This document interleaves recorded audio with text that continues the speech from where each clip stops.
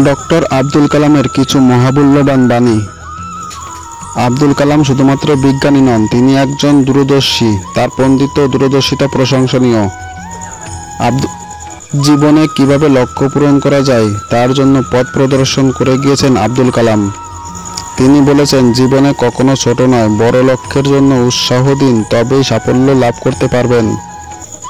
জীবনে যদি বাধা আসে তবে হারতে নেই, চ্যালেঞ্জিং পরিস্থিতিতেই তৈরি হয়, আব্দুল কালাম বলেছেন।